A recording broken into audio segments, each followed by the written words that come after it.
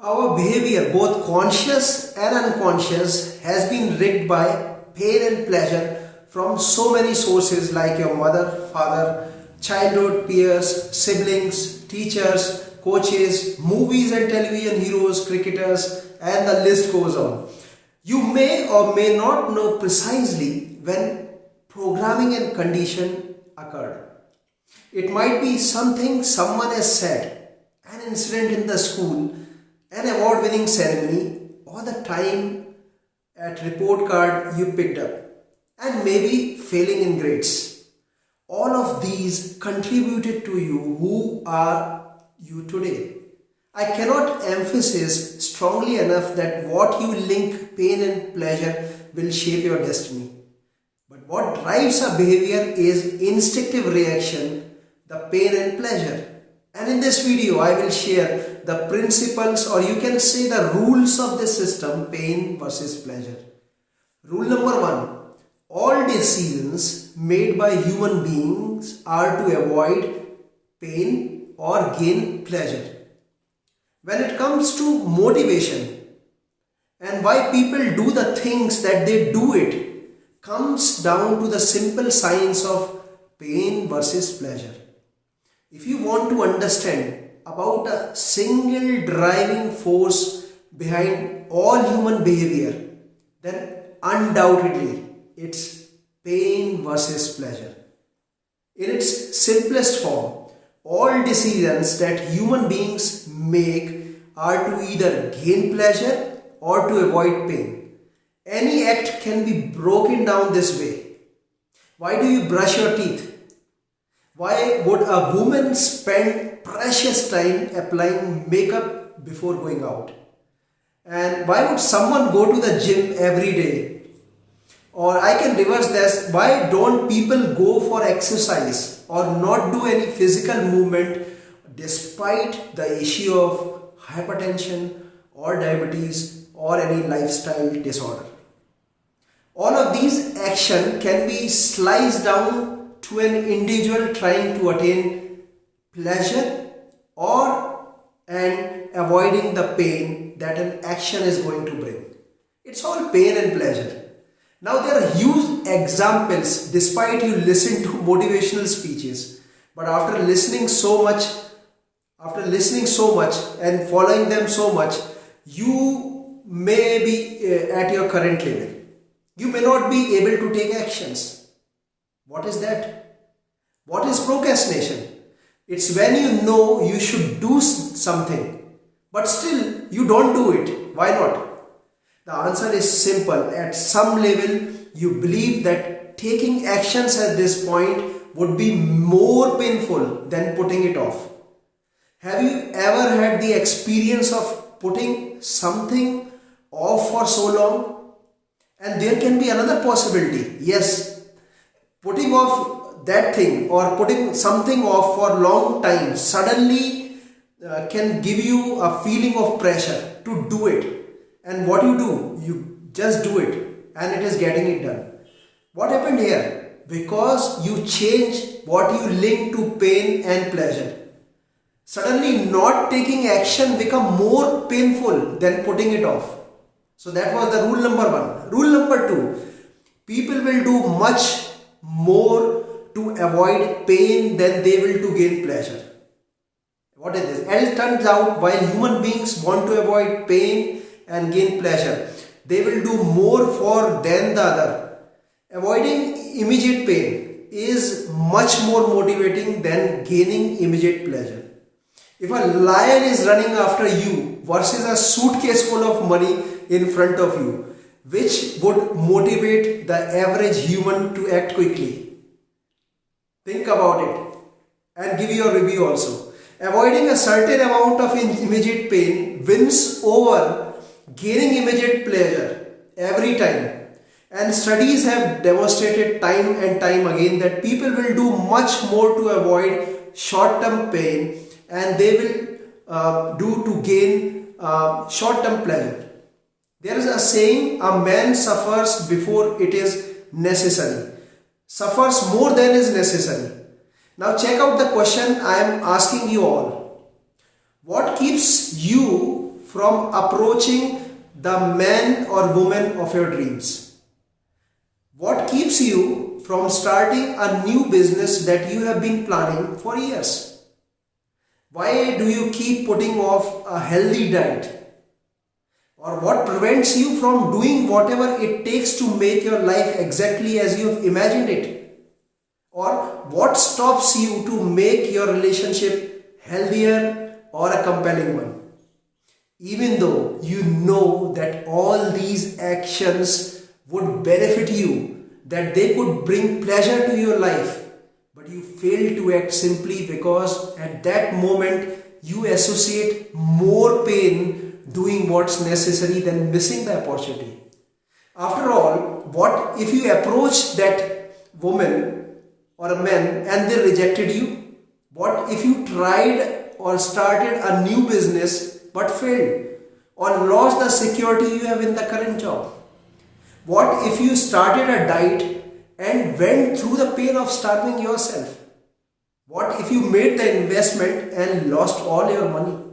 So why even try? For most people, the fear of loss is much greater than the desire for gain.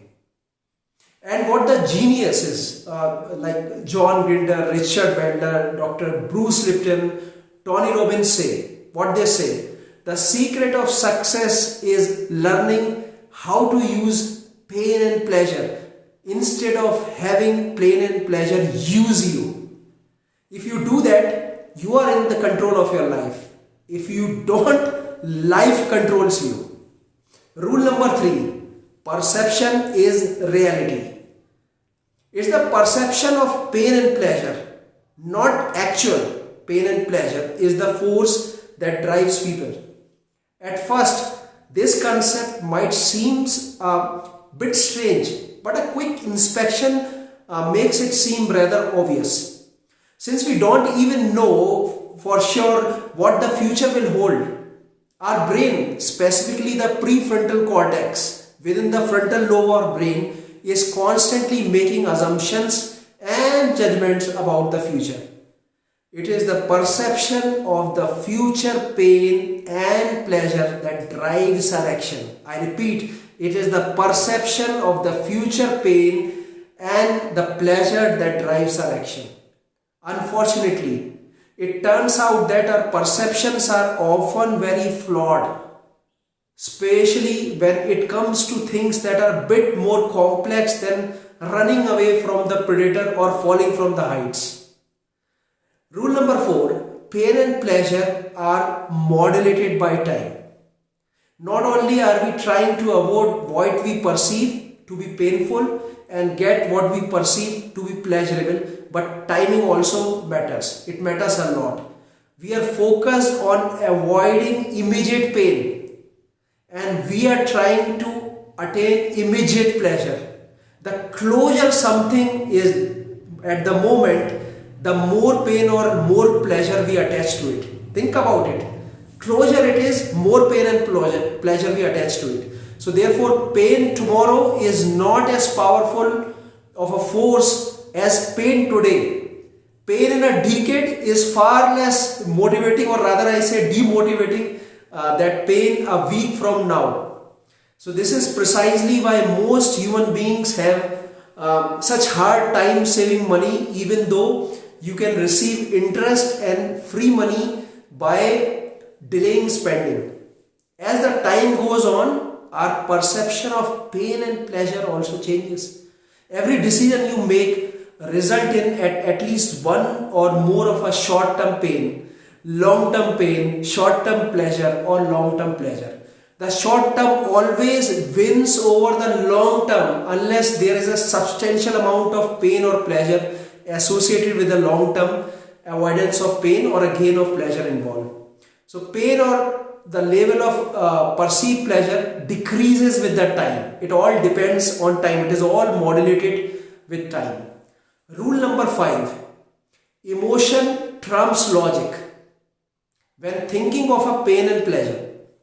So when thinking of making a decision based on gaining pleasure or avoiding pain, there is also an emotional aspect to the decision, and logic or more intellectual aspect to it. How many times have you looked at some ice cream or gulab jamun or cookies sitting in front of you, and you had that ice cream or cookies, and even though you knew intellectually that you should not have the ice cream? We all have been there, and this experience belongs to each and every life we had gone through. Logically, you shouldn't have the ice cream, but emotionally, you want the ice cream. What wins?